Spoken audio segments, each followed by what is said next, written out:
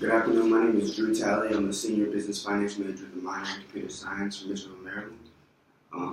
Good afternoon. My name is Frederick Slaughter. I'm a junior finance major from Atlanta, Georgia.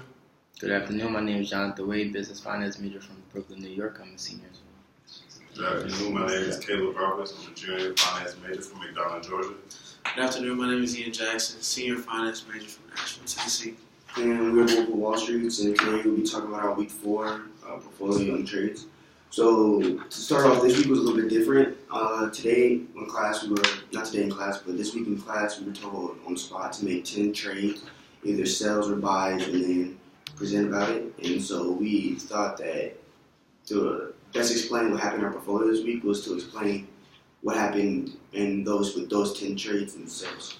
So the 10 stocks that were sold and traded were, we sold the Trade Desk TTD, IBM, Bank of America, and we bought some stocks in General Electric, Alibaba Grouping Holding Ltd, Southern Company, Next Extra Era Energy, Kohl's Clothing, Target, and June Pie Holdings.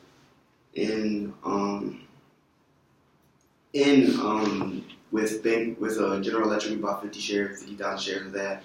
With Alibaba, we bought 10,000 shares. Southern Company, we bought 20,000 shares.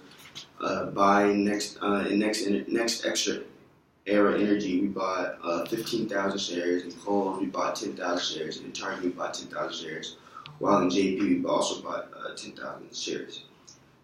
Out of all those stocks that we bought in, the biggest that was helpful to our portfolio was Kohl's. Kohl's earning per share rose 20% in the fourth quarter, excluding on-time costs of the retailer reported on that Tuesday of week 4, and announced agreements with Planet Fitness. Both corporations will be opening stores near each other to create more traffic. So because of that, Kohl's went up in stock, and we felt like it will continue to rise over the week. Now I'll pass it to my brother Ian. All right, Smooth. So I'll be covering the 3 sales that we made during this 10 trade period. The first sale that we made was with IBM. We ended up losing $34,000 on that trade. So we decided to cut our losses with that one. The following one was the Trade Desk, where we lost $63,000 in profit.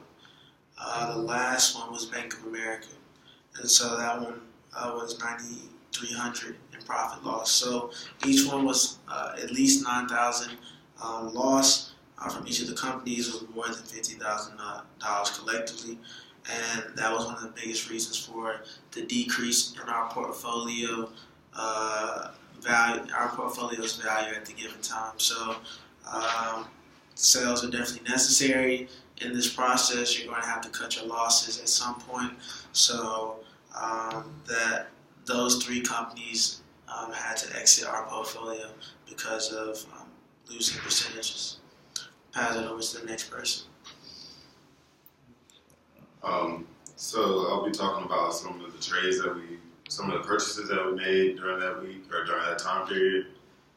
And since it was such a short time period that we had to make the trades and see how it was going to turn out for us, we decided to go for a couple volatile stocks that were throughout the day or throughout that time period were looking like they were rising, and they were going to continue to rise, so that we could see some profit during that 30-minute time period that we had.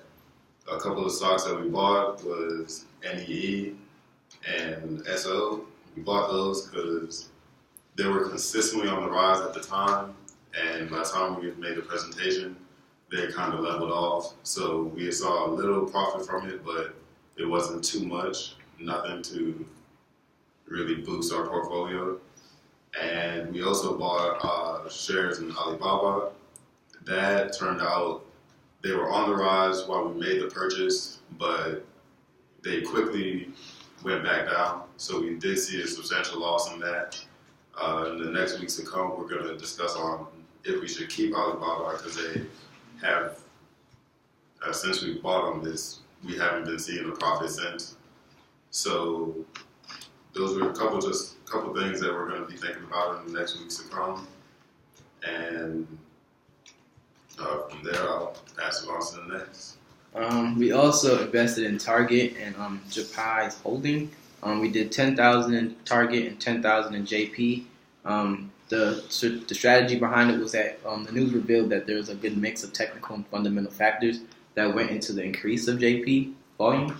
For that reason, we saw that there was potential and growth within their company and in their business specifically, which is why we decided to invest that much into them.